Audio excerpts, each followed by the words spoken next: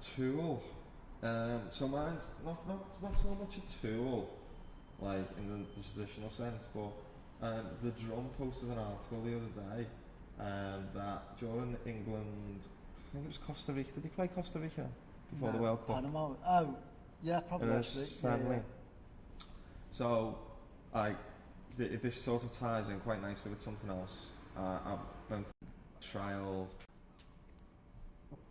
virtual stadium perimeter ads.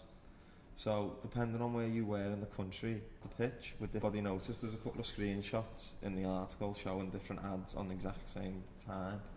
So, they were able to show different ads to different people, which is just like next level sort of technology, I think. The stadium, the football is interesting because in the last couple of years, especially the big teams, the sponsors have almost no relation to the country that they're in anymore. Right. Chelsea have got Yokohama tyres, who I've never seen sell tyres over here. I've never seen them advertised.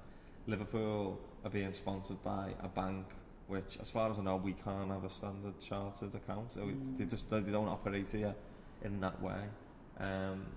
You know, Chevrolet, sponsor Man United. Yeah. Don't see many Chevrolets over here.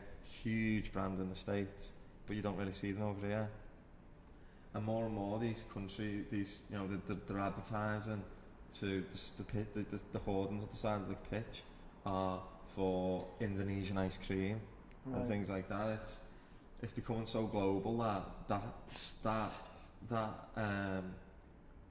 real estate is valuable globally, not just locally. Yeah. But if they can basically have a blank canvas there, and in different countries they can show different ads, that's a massive commercial opportunity for football teams. Yeah, totally. And what it actually got, I was actually, the thing that really got me starting thinking about this, I was at the derby, the Liverpool-Everton FA Cup game, and I was looking at the Everton kit, and obviously it's sponsored by Chang, which again, I think you can get it over here, but it's not a massive beer brand.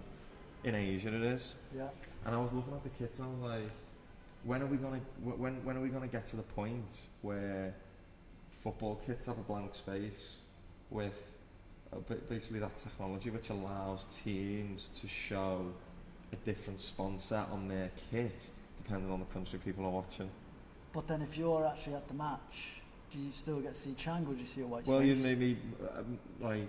Does the kit actually have a white space on? I'm not sure exactly how that technology worked. If there were adverts at pitch side, right, and they were overlaying them, or if they were a blank space. But I can't imagine it's too much of a leap. So like you'd have everyone's kit would be sold with different sponsors in different countries, and they'd be able to show that sponsor live in the match. Like that can't be that far away. The only thing is though, the boards are static where the players are moving, so that's so it's obviously it's an extra step. But I was actually going to write a blog about it a couple of months ago. Just the way I can sort of see that sponsorship moving. Yeah. Where here they have a British based sponsor, or a company at least that sells in Britain. But if they, you know, for the Asian market, it would show a different sponsor. Yeah, that's I think that's gonna be localized advertising for football teams is probably the next jump for commercial wise for them. Like they need it. No, TV, you know, they can't keep spending money on the TV companies, can't keep throwing money at them. So at some point that stops becoming profitable for them. So yeah, they'll be looking for new avenues. I think that's a way that they'll be looking. But yeah, like the different pitch side ads was what the blog was about, and just really interesting. Really, you know, I'd say like next level, like outdoor marketing.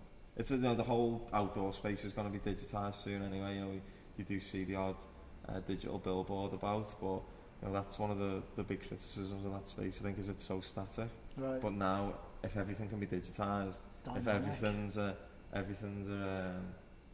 basically a big TV screen, then that advertising becomes infinitely more valuable. So I think, just to get a bit off topic, there's another You know, people talk digital all the time, and they think that is restricted to a laptop or a, you know, a desktop, or more and more talking also mobile. But TV advertising is, as soon as everyone's on digital and they can start serving different ads to different houses, you know, that space becomes more valuable, because people can direct their ads to certain people. Yeah. When we digitise outdoor, there's the next 5 or 10 years.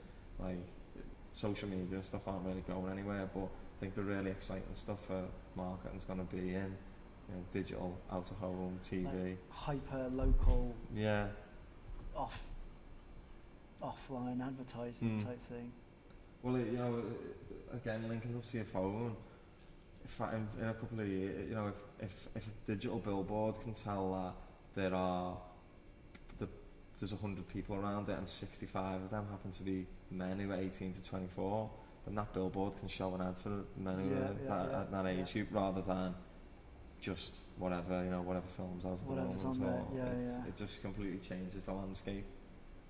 So yeah, I think that's going to be really, really interesting over the next, you know, 5 to 10 years. Nice. It can get really complex. I was just thinking about all the bidding that goes on. You know, if you do know who your audience is, where the billboard is at, then who's going to be prepared to pay for more at what certain time of day, and that's a whole. TV and outdoor, like, is still done over email and over phone. You know, I want to buy this space, and then it just all becomes programmatic. Then it just becomes another. People who are working in outdoor and TV have to learn display programmatic skills, because that's how it's bought. Then you're buying an audience, not a space. Nice. That's good. That.